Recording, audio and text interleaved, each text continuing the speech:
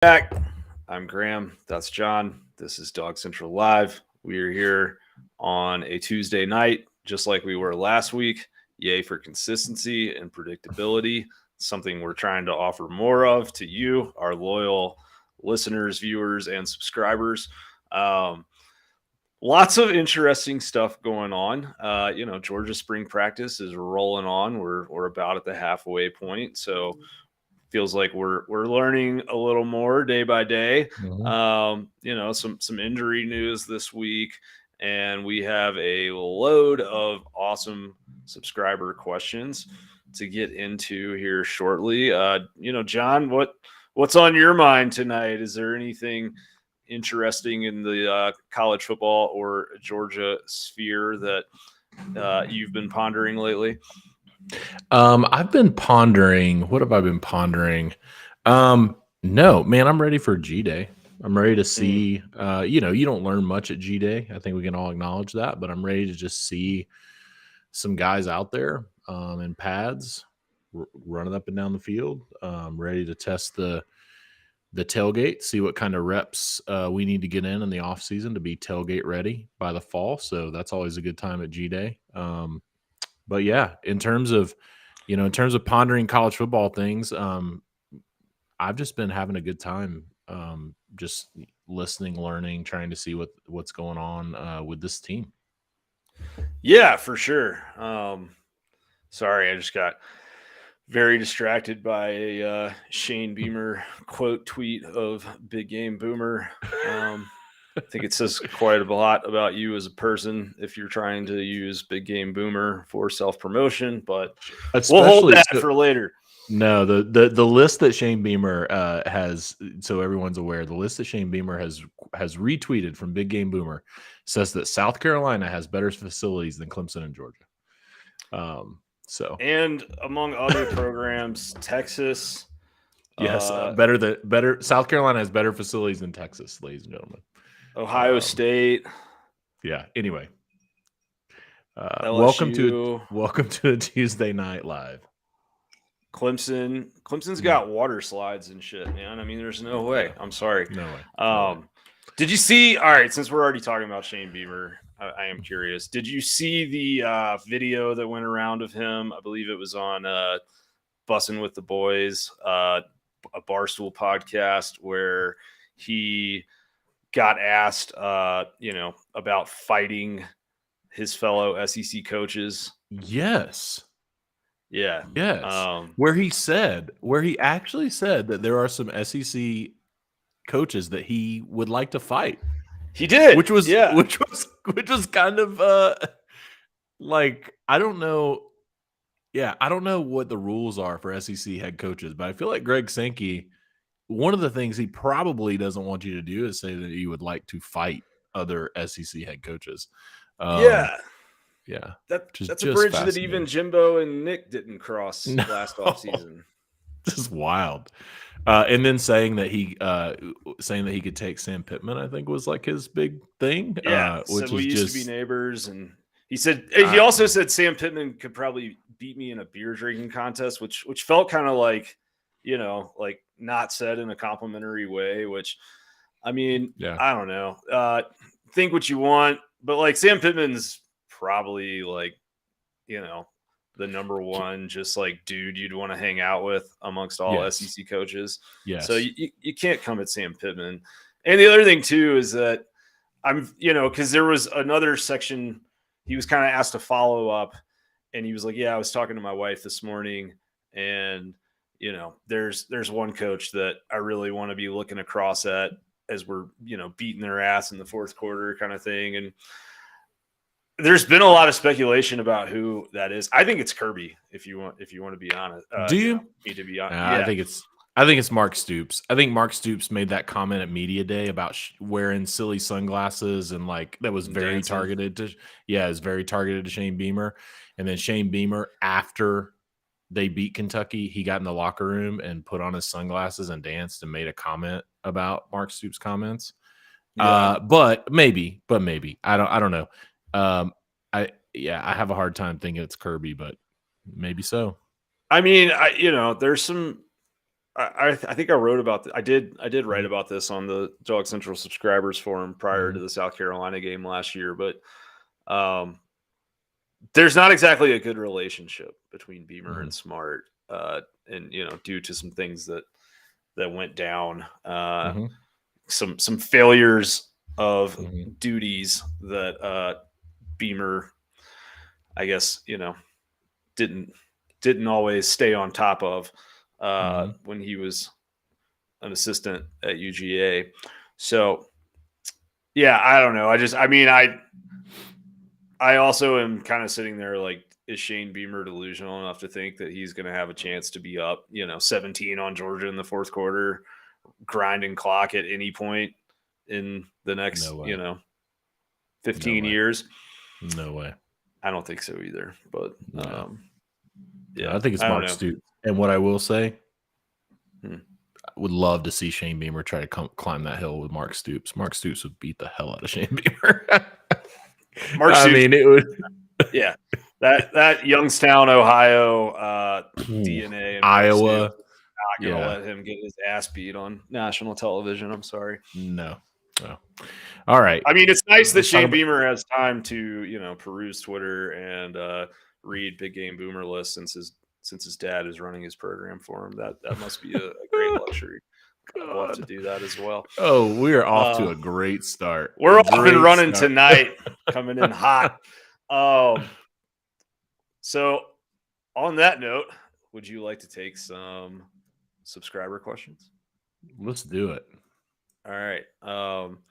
So let's start off with kind of a piece of news that's relevant. And our guy, Harry Luggy, loyal Dog Central listener and watcher, he actually posted this question before the Kendall Milton injury news that we put on our subscribers forum, I think, a day or so before that all came out publicly. But Kendall Milton, hamstring injury, out for the rest of spring. Question now is, could Roderick Robinson spell Milton between the tackles this season? And I think, maybe the bigger question is Georgia's running back room. We know Dejan Edwards is banged up. Mhm.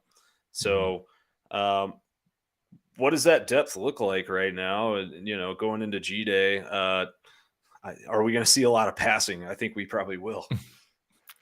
I think we probably will. I don't think you're gonna see Georgia on G Day. They don't historically do it anyway. Line up and run, between the tackles, and try to get in some scrums and get in there where ankles are and elbows are all getting twisted. Mhm. What I will say is, Georgia really the only um running backs you're going to see are Dejan Edwards, Branson Robinson, and Roderick Robinson. With Kendall Milton being out, Andrew Paul's not cleared for contact yet. So I think it's going to be an interesting spring because really you have Dejan Edwards and Branson Robinson are the only two guys who even really know the offense. I guess Andrew Paul would if he gets cleared for contact at some point. So Yeah. you're really down to two guys taking reps back there that know what's going on, and then you got Roger Robinson that's learning, obviously, an early enrollee. So I think it's going to be interesting. Could Roger Robinson spell Milton between the tackles in the season?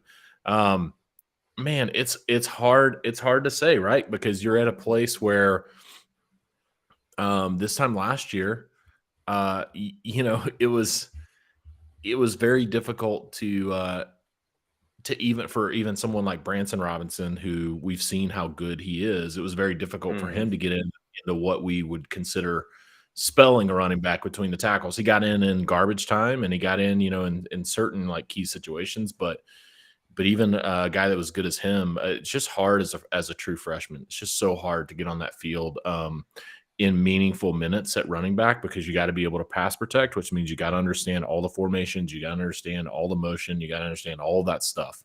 And Roderick Robinson, that's going to be the key. Can he spell Kendall Milton between the tackles? I mean, the kid could probably line up and run the ball for sure, but you don't get on the field if Kirby isn't convinced that you can do it all unless it's garbage time. And so I think for Yeah. me, it's the definition of what is spelling Kendall Milton between the tackles. And I would say I don't see Roderick Robinson being ready to do that on a consistent basis in meaningful minutes in the fall, assuming that Kendall Milton, Dejan Edwards, and Branson Robinson are all healthy.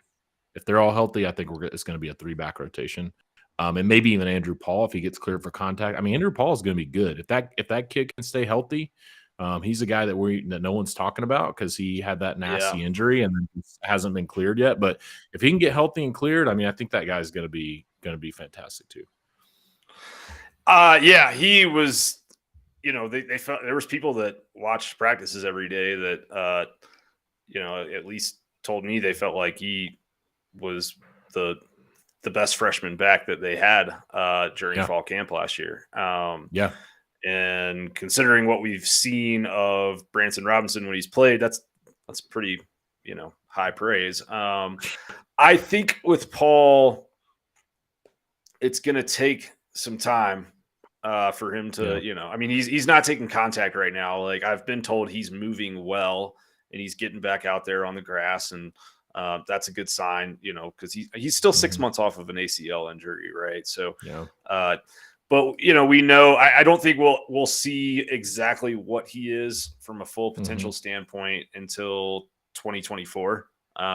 We and he could still at 85% be a productive running back for Georgia at times next year, but it's just going to take time for him to really get going like that and to get all the way back from that injury.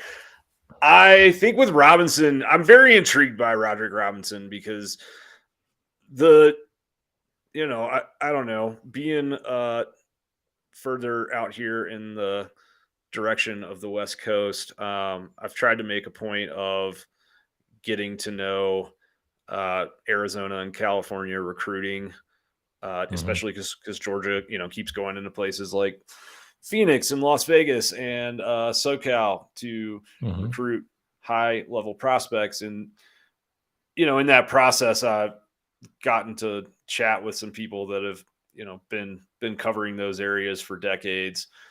And the folks that are like entrenched in San Diego, SoCal football, they talk about Roderick Robinson, like with a hushed tone and a reverence. Like, they talk about him as he's one of the best players that has ever played high school ball in that area. And, went for, I think, 9-point-something yards a carry last year while racking up nearly 3,000 yards on a bad hammy and carried his team to a state championship. So he's a guy that has a lot of ability.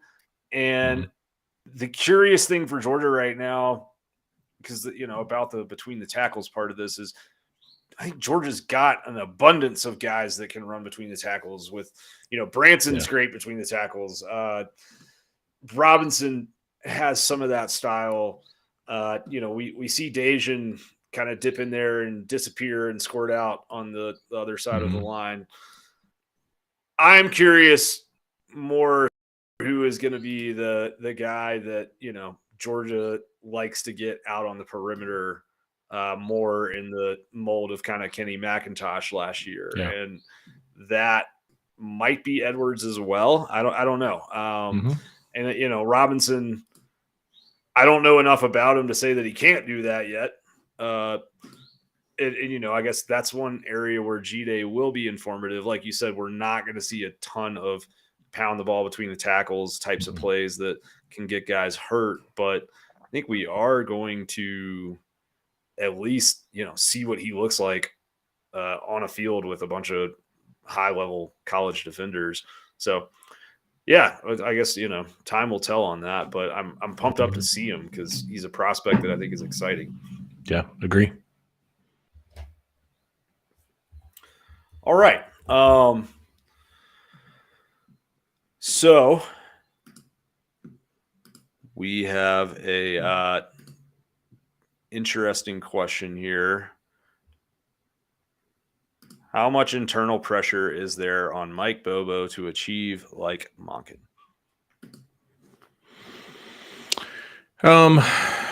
I think there's pressure on all of these coaches to achieve, right? Like you were at the University of Georgia.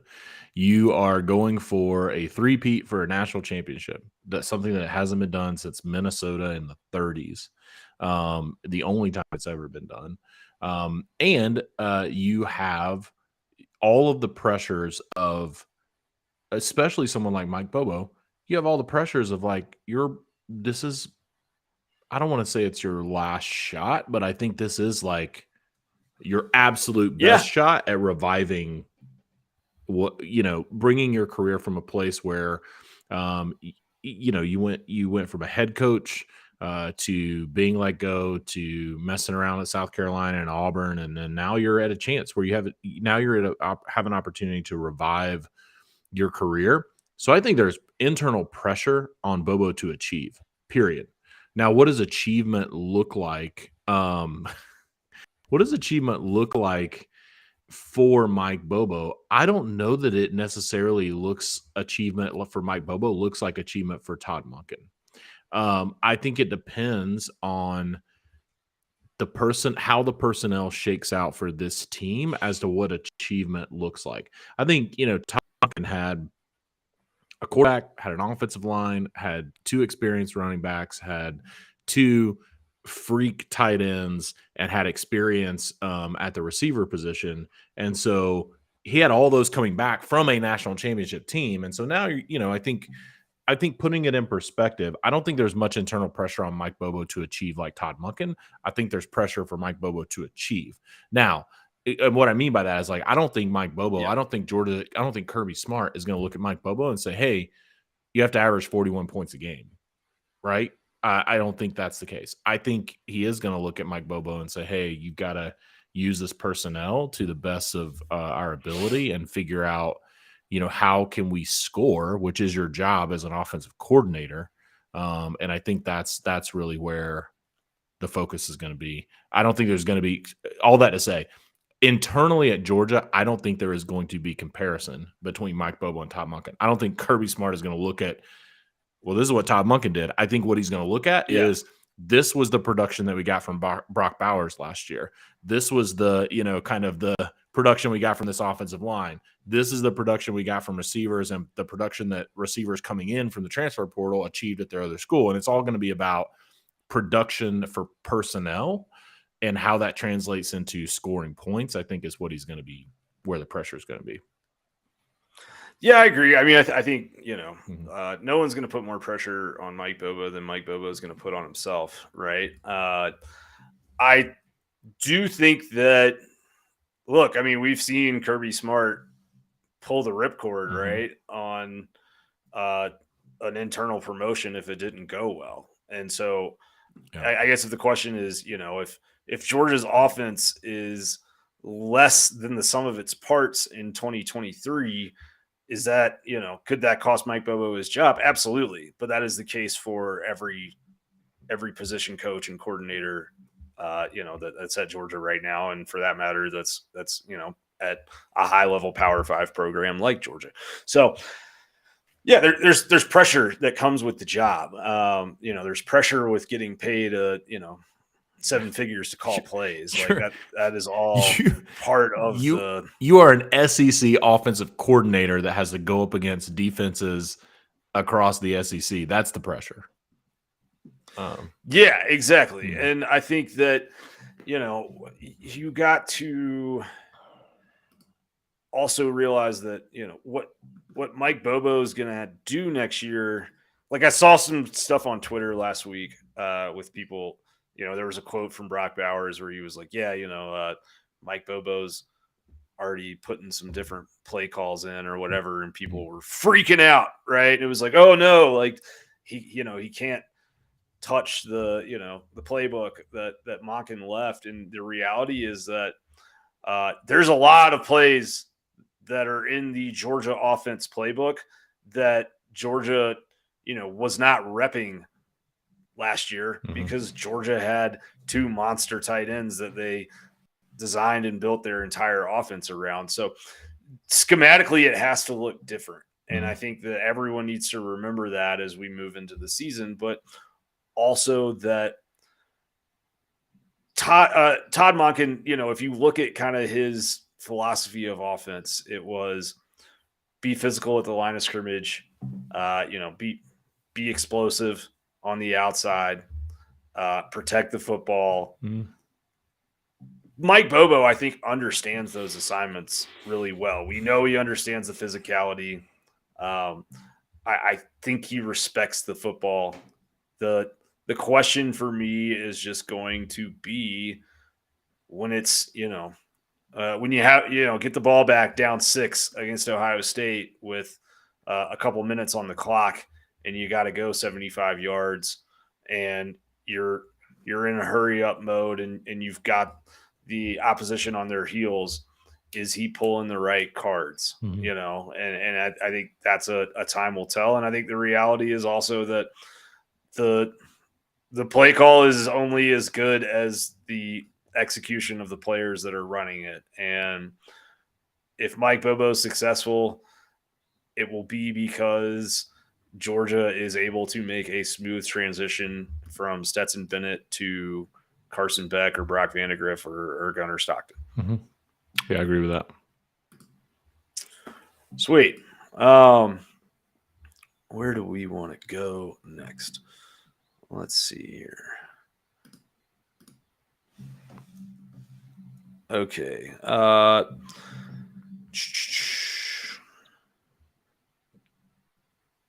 Who do you think are less widely known players who will make name for themselves by the end of 2023? This is from our friend Jimmy Guthrie. He points out that, the last few years there's been guys who were snubbed on preseason all SEC teams and then ended up being on those all-conference teams after the season. Last year you had Darnell Washington, Nazir Stackhouse, and Jack Podlesny that were made those all SEC teams after not making any preseason lists.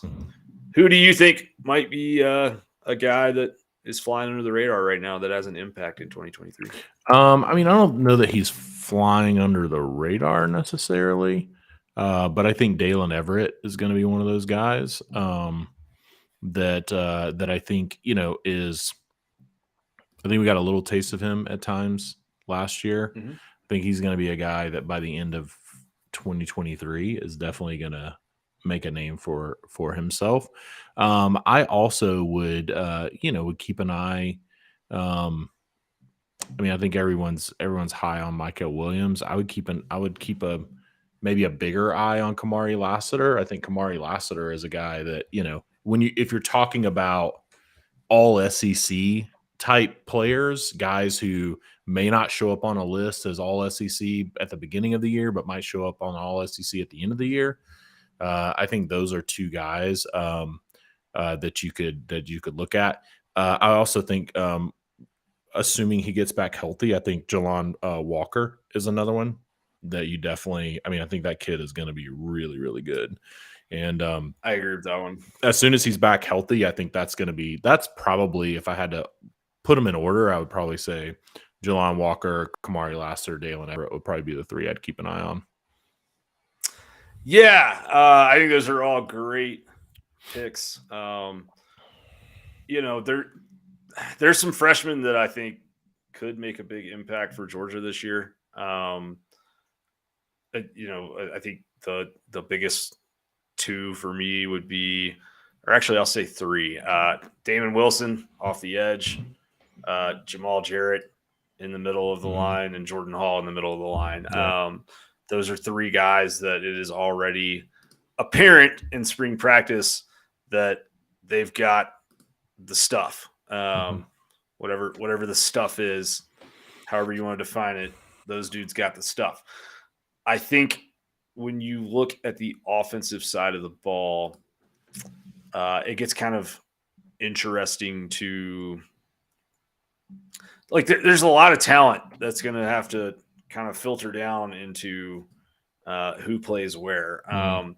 The left tackle situation is going to be really fascinating. You've got a guy in Blasky who has been there for a while and who looks very good, is also getting reps at center, it sounds like. But you also got Ernest Green, who was mixing in with Georgia's first team at times in practice last year, and as a true freshman. And he's coming off a back injury, not moving back at 100% yet, but one of those guys is going to be the starting left tackle for a team that's just come off back-to-back national championships. I doubt either of them are going to be on any all-conference list before the season. I would also put the receiver situation is going to be really fascinating. I think Lovett and Thomas and even McConkey are all guys who could end up on an all SEC team in the preseason just based on what they achieved last year. But, I wouldn't be shocked if Arian Smith, ends up on an all SEC list by the end of next season. I also wouldn't be shocked if Marcus Roseme ends up on an all SEC list next season. So what you're saying is we have a lot of good players. There's a lot of talented dudes. Yeah. You guys are holding guns to our heads. We don't know the answer. But let's do this. Okay. 22 people, offense and defense, first team all SEC. What's the over under for Georgia of those 22 getting players? First team all SEC. Yeah. 5.5. Okay. You taking over or you taking under? I think 5.5 is a good number. I think I would probably take the under. I would too. I'd go 5. I'd go 5. Yeah, I would go 4 or 5. Yeah. Yeah. Hey, I got one. I'll make my firm final prediction on who will be all SEC list. Okay. That is not going to be on a preseason all SEC list. Okay. And that is Tyke Smith. All right. Fair. All right. And that is what we call a transition, folks. So we have a question. I guess I can't really allow this question to be asked without giving some context to it. So last Friday, I wrote kind of a big, I think 1,500 or so word update on just what we've been hearing from spring practice. In that update, there was a conversation about Javon Bullard and Tyke Smith, two guys who at their best are very similar players when they're healthy.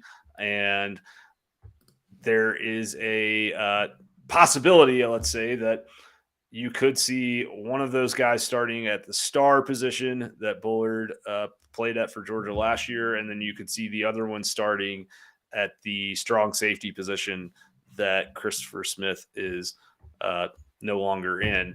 And so we could see both those guys on the field. And the question now becomes, if they were to both start, then who do you think becomes the backup star? If they were to both start, man, who would? So, let's say, Bullard is at safety. Yeah. I think for me, I think a good option there is somebody like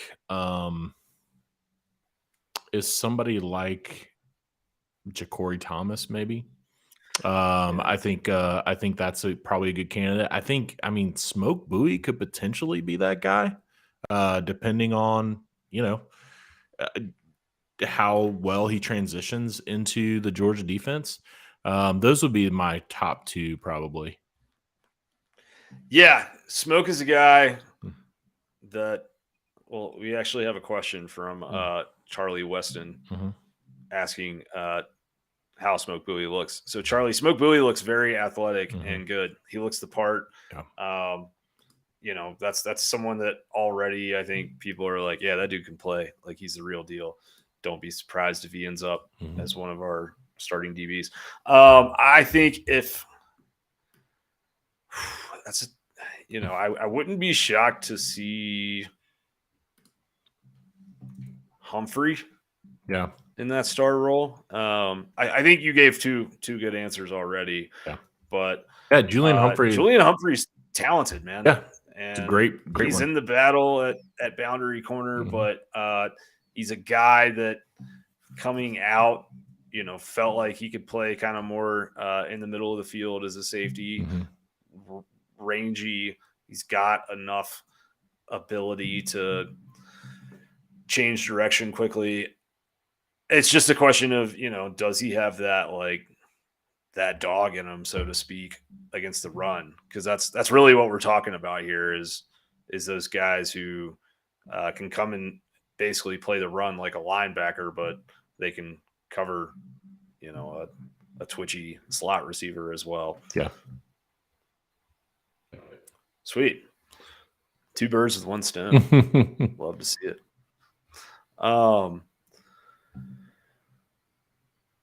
Hunter asks, who are the most likely post-spring transfer candidates? Ooh. It's always sad to talk about. It's sad to talk about. Yeah, and the truth is, it's hard to tell because Georgia is a team where you don't get a lot of these higher profile transfers, right? I mean, you get guys. I think they're talking transfer out. No, that's what I'm saying. No, that's what I'm saying. You don't get a lot of high profile transfer outs, right? Like you get guys who are further down the depth chart, but like last year it was what Amarius Mims was probably the highest profile that went into the portal, and then he ended up coming back. Jermaine Burton, I guess. Jermaine Burton, that counts. I guess that would be maybe the highest. So for me, I think candidly, I think it's potentially I think for me, I look at someone. I hate to name names because we have no idea. This is just complete conjecture. No idea if these players are even. I hate to even talk about it because there's you start a rumor mill that is not. This is all based in conjecture. But for me, I'm looking at probably maybe a couple, maybe a guy or two in the wide receiver room. If you look at Ra Thomas, Dominic Levitt came in. You look at guys who are maybe in that depth chart. Georgia had a pretty strong receiver recruiting class as well. And so I think probably maybe a guy there. And I personally don't want to name names because I just think it's just complete conjecture. But if you're looking at positions, I would probably say a wide receiver and potentially linebacker. I think there's a good chance with linebacker with that recruiting class that came in that you have somebody like I'll just name a name here, but like a Xavier Sori is a guy that just hasn't taken flight yet. And when you got Small Munden, JDJ, you got Ryan Davis in that room. You've got Jelon Walker kind of in that room, Raylan Wilson, CJ Allen. Like, I think I think those are the kind of guys that you would see get squeezed out. I think that's a good spot to look, think about. Yeah. I wouldn't be shocked. I think you saw a lot of movement after the season. And I think some of that was based on the fact that you had guys come in and get a look at those early enrollees and say, oh, okay. I don't know that Tresman Marshall leaves if CJ Allen and Raylan Wilson don't show up on campus and automatically look like studs during bowl practices, right? I think a lot of it's kind of settled itself. I wouldn't be shocked to see someone maybe move in the offensive line room. Monroe Freeling is looking good. He showed up and he looks the part. I think you could see somebody go there. And then, man, I hate to say it, but I'm just going to say it. Like, I think that Georgia will manage the quarterback room in a way to where everyone feels like this thing is still a very open and close competition, but Mhm. I wouldn't be shocked to see, um, you know, one of those guys leave. Yeah. I wouldn't be shocked to see, a Vandegrift Mhm. maybe head out. Yep. But I also wouldn't be shocked to see him Start, right? play I mean, that's significant snaps the for problem with Georgia. this. Yeah, Yeah, that's the exactly. problem with this question. I mean, I appreciate Hunter asking it, but it's like it's a terrible question to try to answer because you really have no idea, right? I mean, like if you would you have guessed that AD Mitchell was going to transfer out after Georgia won back-to-back national championships and he caught a touchdown in the Natty? Like, would we have said, "Oh, that's the guy on the list that you should watch"? No. Yeah, I I mean, mean, it's that's tough. yeah, it's a challenge. Like, you can always there's always conjecture, right? But at the end of the day, until the kid raises his hand and says, "I'm going," it could be a starter.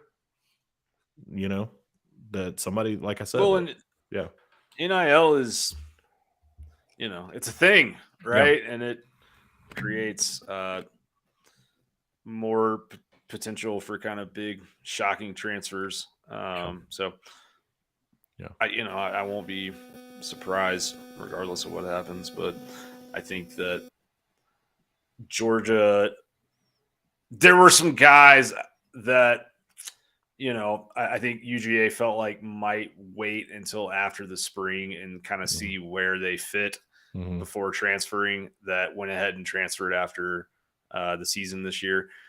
I mean, another one to keep an eye on, and this also falls under the caveat of I wouldn't be surprised if he started for Georgia or, was, kind of the sixth defensive back for Georgia this year. mhm. But Nyland Green is kind of getting to that point in his career where um, he probably wants to play first team snap somewhere. And he's a Yeah, very, very talented kid who's capable of it. And, but he's also like in a freaking dogfight for Georgia's boundary corner job. So, um, yeah, I think the next couple of weeks that'll be something that we're definitely watching and keeping our ear to the ground on. yeah. Um, we're gonna go away from the uh, questions that we've gotten from our subscribers real quick and take one out of the chat. Does Georgia have a first round draft pick at wide receiver on the team next year? Like, will a UGA wide receiver get drafted in the first round in the 2024 NFL draft? I think Dominic Lovett is first round wide receiver caliber, depending That's the on one I was gonna say. yeah, depending on how he performs. I think he's probably the only one, to be candid. Um, unless, unless somebody just emerges and like Arian Smith might be a guy like that, that if he bulks up a little bit, stays healthy for a full year and just emerges and has like insane season, I think he has the athleticism, especially the speed, to be a late first round guy potentially for the right team. The NFL, like Tyreek Hill, like they love these speed guys. So if he can stay healthy, Right. potentially. But I think Dominic Lovett is probably the only one.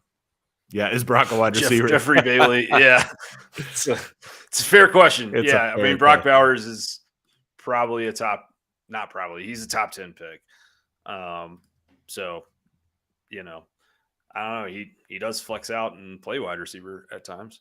So, yeah, good point, Jeffrey. Um, moving back to subscriber questions. So this is kind of an interesting one. It says Kirby Smart does a better job than anyone at having a plan B. Uh, where do you think he is most worried about his plan B right now? Kind of just, what do you think keeps him up at night when thinking about his 2023 football team? I think the same thing that keeps him up all the time, which is the ability to execute consistently. I think it's like, I think it's health. I think it's, um, but I don't think, you know, his plan B. Where do you think he's most worried about his plan B? I think Kirby Smart worried about his plan B for the last 5 years in recruiting. So I think he's pretty good, like with his plan B, as long as those first, 2 guys stay healthy. I think he's mostly worried about, I think he's mostly worried about consistency. I think that's the challenge in college football, period. And if there's anything that keeps him up at night, or anything that worries him about plan B, I think it's can the person, whoever that would be, whether it's losing to an injury, losing to a transfer, whatever, can that person execute consistently? That's the next person up. But yeah, I think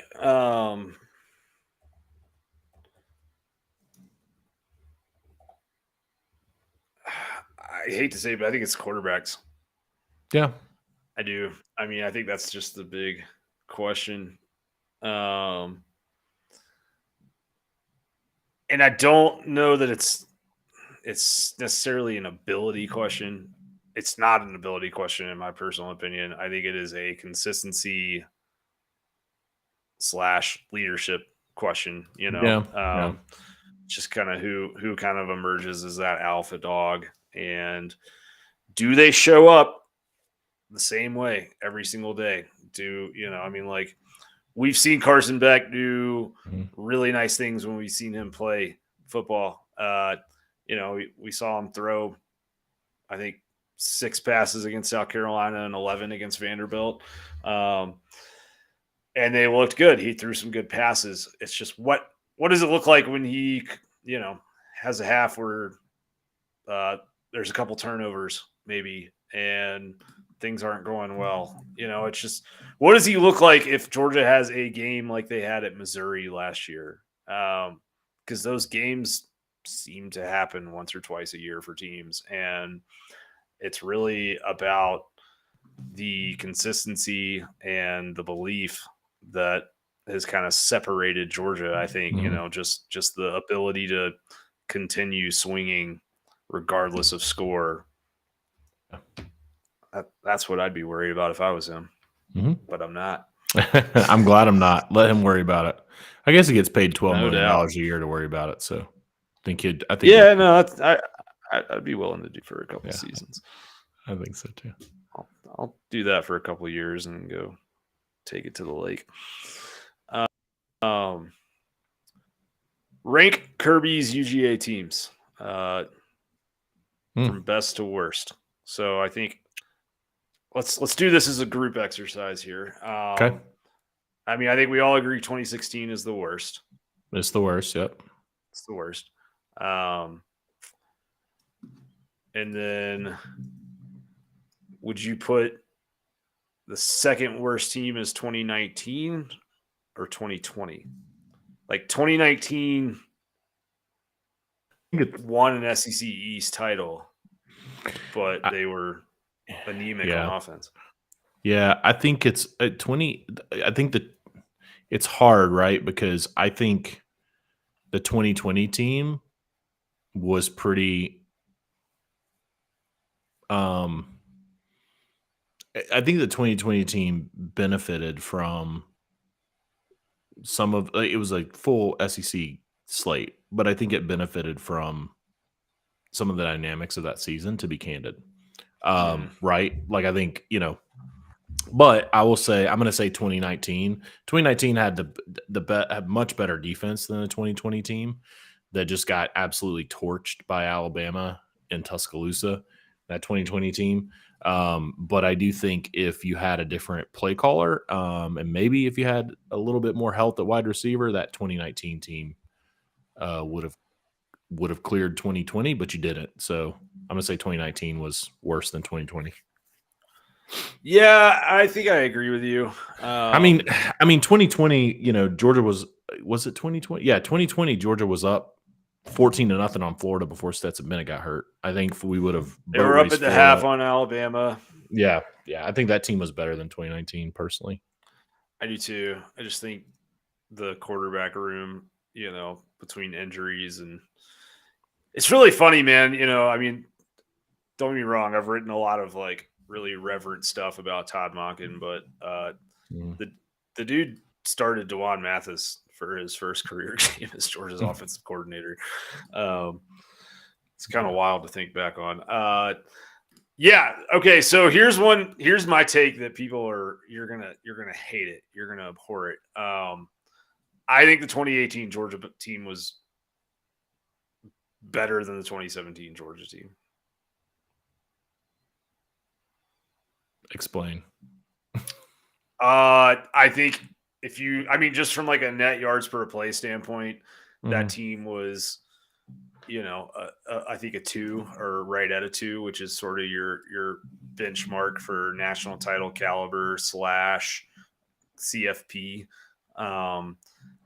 The offense was extremely explosive and productive, like very, very filled with weapons. Yeah, and I mean the defense was good. It was really good. It just it took a little time to mature, but I mean that team, Bama had cleared everybody they'd played that season by at least 2 touchdowns. Yeah. And then that team was, had them on the ropes, and I think they probably win that game if Tua doesn't get hurt. I thought they were really good. Yeah, I think it's interesting because you have commonalities, right? 2017 got boat raced by Auburn at Auburn. 2018 got boat raced by LSU at LSU. Right. I will say the 2017 non-conference schedule was much better than 2018. 2018, you had Austin Peay, Middle Tennessee, UMass, and Georgia Tech. And at least in 2017, you had Notre Dame. And so I also think Appalachian State was a decent non-conference game in 2017 as well. But yeah, I would probably agree with you. Mostly because of what Oklahoma did to that defense in 2017. I don't think there's any way whatsoever that if that 2018 defense plays a team like Oklahoma, that 2018 defense gives up 48 points and 34 at half in the first half or whatever it was. So I'd put 2018 over 2017. I agree. And I mean, you go back and look at that 2018 Georgia team. 2017 UGA had like a historically bad Florida team on its schedule, a historically bad Tennessee team on its schedule. And I mean, I was in Knoxville when, the stadium was empty with only Georgia fans and they were up 41. It was a glorious sight to see for somebody that grew up watching Georgia lose to Tennessee 13 years in a row. Okay. Like the memories are strong, and I got lots of love for that team, and it definitely brought Georgia back to a national profile. But you go down the list, man, like that Missouri team that Georgia got into a shootout with was pretty good in 2018. You go on the road and you beat Will Muschamp's best South Carolina team by 24. You beat Tennessee by 16, which that Tennessee team wasn't great, but they were pretty decent on defense. And the Florida team that Georgia team beat by 29, by 19. I mean, that was a 10-3 team under Dan Mullen that was good. And that Kentucky team on the road, 34-17. I mean, that was we don't have to. Yeah, cool. I don't think we have to explain it that much. We'll go. So what we got? We got 20. I mean, I'm just saying it's like, I think we're in agreement. So we've got what? 2016. So you got 2016 is the worst. 2019 is the second worst.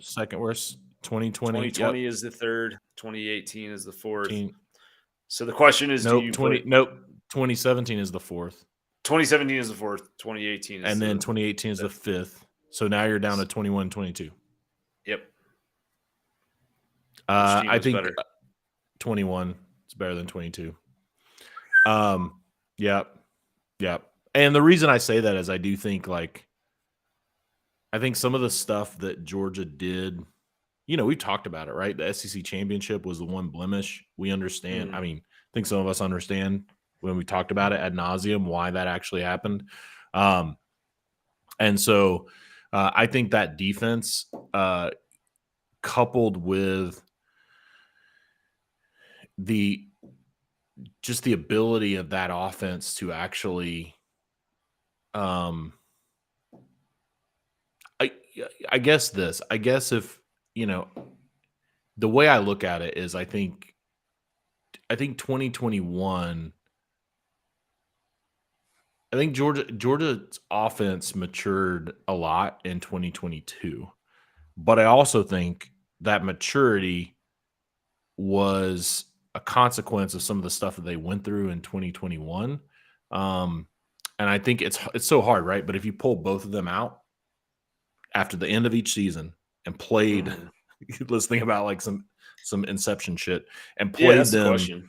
And played them versus each other. I think 2021 is going to come out on top. I think that defense was just so good that even when you look at matchups that Georgia's offense was able to exploit on other teams as 2022, I don't think they'd be able to do that against the Kobe Dean and Quay Walker and Channing Tindall. I don't think there's a mismatch on that offense versus that defense. Is my take. If they're playing each other, I don't think there's a mismatch on that defense versus that offense. And so that's why I go with 2021 over 2022. I don't think there's a mismatch that's I mean, I don't know. I think Todd Monken, if he was calling plays for 2022 Georgia against the 2021 Georgia defense, would put up 200 yards targeting Keely Ringo. You think so? But you got Darian Kendrick in there. You got I know, but that's the other side of the field. You got I know, but you got Christopher Smith in there. You got Lewis Seen in there. You really think he's going to put up? You think he's going to be able to exploit Keely Ringo on an island when you've got Lewis Seen in the back end? When you've got Lewis Seen's going to have to cover Brock Bowers a lot in this scenario. I think he can't. Lewis Seen was a first-round safety. Brock Bowers is good, but come on, man. I'm just saying that defense. I think you go deep in that defense, and you're you got Channing Tindall who can run with anybody, and you've got Lewis Seen in the back end, and you've got Darian Kendrick on one side of the field. I mean, Keely Ringo likely, but I think Keely Ringo didn't play bad. And so I just look at that defense. I also look at this is just stupid stuff when we get really into it, but think about how good Dan Jackson was playing in 2021. He was. Yeah. I mean, it's you just got some guys that I'm I don't know, man. I just find it very hard to, as good as Brock Bowers is, I find it very hard to say Todd Monken could scheme a mismatch to throw for 200 yards on that defense. Just don't think Yeah. On the entire defense? Yeah. Well, no. On Keely Ringo. I mean, yeah.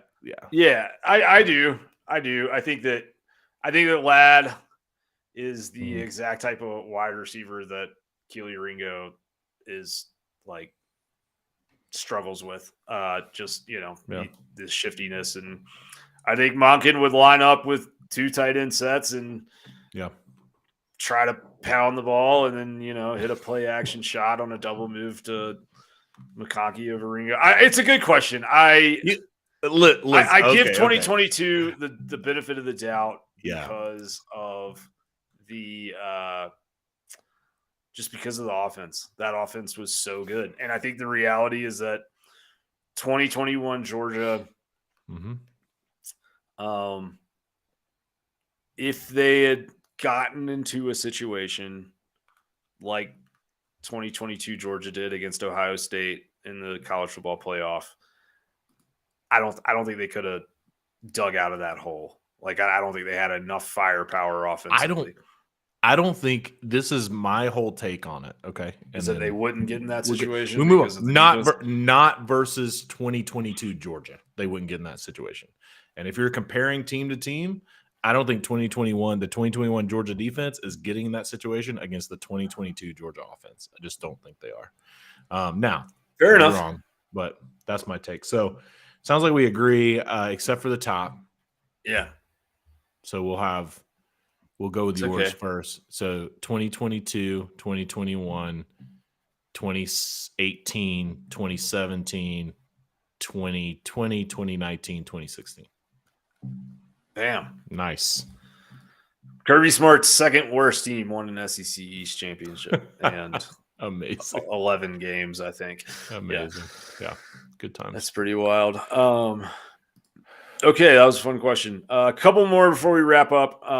There is a quick question on will Georgia continue to rotate guys at defensive end, defensive line, outside linebacker, or will they find their best lineup and unleash them? Does a bear shit in the woods? I think they're going to rotate. They're going to rotate. No, I mean, we appreciate the question for sure, but there's too much talent to not rotate. There you go. Because, that's it. A, you want to keep good players in your program, and B, if your guys are fresh in the fourth quarter, it's an advantage. And so I think that's what you'll see. Jake Merklinger, the kid out of Savannah, 4-star quarterback that Georgia offered a couple months ago. He put out a top 4 today and has been crystal balled to Tennessee. Georgia is in his top 4, but the question is, with him being projected to Tennessee, does that give you any feeling on where Georgia stands with Dylan Raiola? No, I don't think they're connected personally. I think Merklinger is a really good, really talented kid. But I think the connection, the Raiola connection, I think Raiola is separate from any of these guys, to be honest. I think Raiola is just in such a different category that I don't think Jake Merklinger being projected to Tennessee is because he knows something about Dylan Raiola. That's what I'm trying to say. But is it good news for UGA's chances of landing Raiola? I don't think it changes either. I think Georgia has Ryan Puglisi. I think Georgia has, Gunnar Stockton and or Carson Beck, and maybe both in the fold next year. I think Raiola is going to come or he's not. I don't think Merklinger is making his decision based on something he knows about Raiola, and I don't think because Merklinger is being projected to Tennessee that changes what Dylan Raiola is going to do. Yeah, I mean, I think that Georgia, I think Merklinger is kind of a contingency plan for Georgia. If they were to not sign, they want to take 2 quarterbacks in this cycle. And I guess, if Raiola ends up not being a Georgia commit, then they might circle back. Just because he has an offer doesn't mean that offer is committable today, right now. Right. We saw this with Julian saying, kind of last summer, really good 5-star quarterback who I like a lot. I really liked his tape. But, Georgia kind of had him in the fold. And there was a point in time where they said, hey, if you want to come, you can commit. He didn't do it. He came back later, said he wanted to commit. By that time, Georgia was kind of, back into, I think, a different place with Raiola and was starting to like their chances more with him. And at that point, they said, yeah, sorry, your offer is not committable anymore. And we found this Puglisi kid who came on campus and wowed everybody in his workout. And, we're going to sign him, or we're going to, at least have him commit to us, and we can kind of stack a 4-star into this class and probably not scare off Raiola, but bring in, the second or third quarterback in this class might scare him off. So my point being, there's 1,000 moving parts to all of this, but I don't think Jake Merklinger is being predicted to go to Tennessee because, he's running away from Raiola. I think he's being predicted to go to Tennessee because he wants to go to Tennessee, and because I don't think Georgia would let him commit right now. Yeah. And if Georgia comes back later and says, "Hey, you can commit," then maybe he does then. But I don't know, quarterback recruiting is always moving. Cool.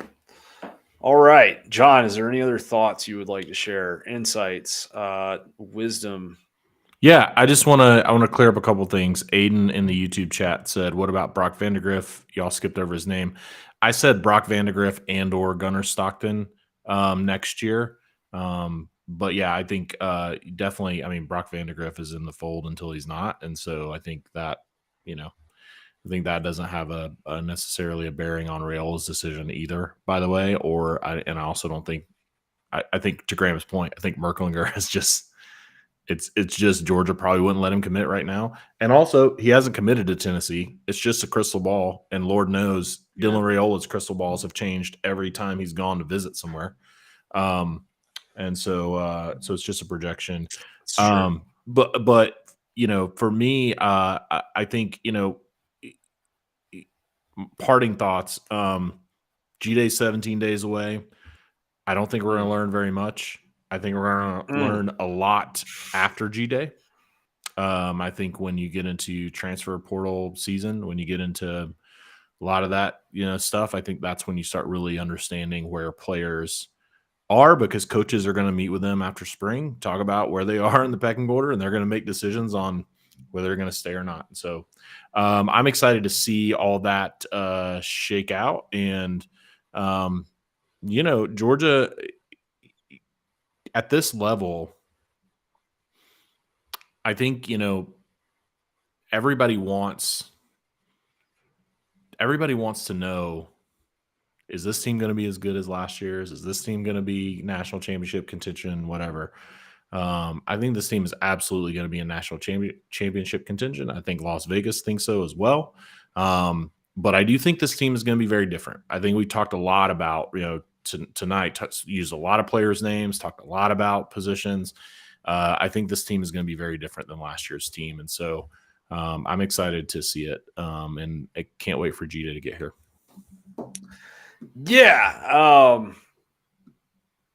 I agree with you 100%. Mm-hmm. I think everything that you said is on the money. I think that this offense is going to be a fascinating watch, because I think that it has maybe more talent. I think it definitely has more skill talent than the 2022 offense, but I think the way that it's organized, everything was so easy for the 2022 offense. Like Georgia, there wasn't a high level of difficulty to do what they wanted to do. They could do things that were difficult down the field, but I think that 2023 Georgia is going to be more reliant on explosive passing game. And that means you're more reliant on the consistency of your quarterback week to week. And so it's just a lot of moving parts and a lot to shake out. I do think G-Day will at least give us a little peep into what's happening and where some of these guys are. I mean, I'm very interested to see Brock Vandegrift. Do you still throw from your hip like you did last G-Day? I mean, it's not a knock on him, but we saw leaked videos of him at points in times where, he's got the ball up here and he's throwing, and he's got that nice compact throwing motion. And I mean, the kid's got a cannon, so it looks great coming off of his hand and it's really popping. But when the live bullets start flying, it seems like every time that we've seen him so far, what he does is he bails out of the pocket immediately to his right, and he throws from right down here at his hip. Mhm. He comes all the way over, and that's not going to work in the SEC, especially at Georgia. So, does he have that sweet, short, efficient, consistent, accurate motion? If he does, then watch out. If he doesn't, then it's not a great sign for his future, maybe. So I don't know. But those are the things that we'll be watching, and we will do a full breakdown of it. We'll do a G-Day preview. We'll do all sorts of fun stuff. John, you're on the road next week, correct? I am. I will be. I'm heading over to the UK. Yeah, I'm going over. Listen, here's the thing. 3-year Letterman is sending me on a covert mission to go over and infiltrate a soccer game, and tell Chelsea and Liverpool that they have never won an SEC championship. And so let them know. That's what I will be doing next week. So I'm very excited about it. That's excellent. Well, I will be here Tuesday around the same time to answer questions. I might be solo. I might find a guest. Who knows? It could get weird.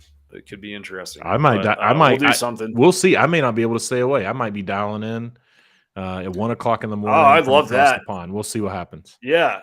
We could do a little, we could go on air about midnight London time. Yeah. So have fun over there. Yeah. Let them know they have 0 SEC titles. Oh, and, already letting them know. It's going to be great. We'll see you back here sometime soon, and we will see all of you next week. Look, guys, all the stuff that you're asking us, we love the questions. We appreciate them. A lot of this information is readily available on DawgsCentral.com. Lots of spring practice info, tons of Jason. One of our partners in the Dawgs Central venture posted like a recruiting update that basically covers almost every big name in this class that you could consider as a Georgia target right now. Late last week, like there's so much information out there. So if you want some really good meat and potatoes UGA coverage, come check us out. We're still running our holiday special. You can get a year of Dawgs Central for $60. And by the time that we come back here, that will have changed. I am committing to that. It could be 6507. That's a significant number to some people, but it's going up. So get in while you can fit in for the lowest price possible, and join us over there because it's going to be full throttle from now all the way until fall camp and through the season.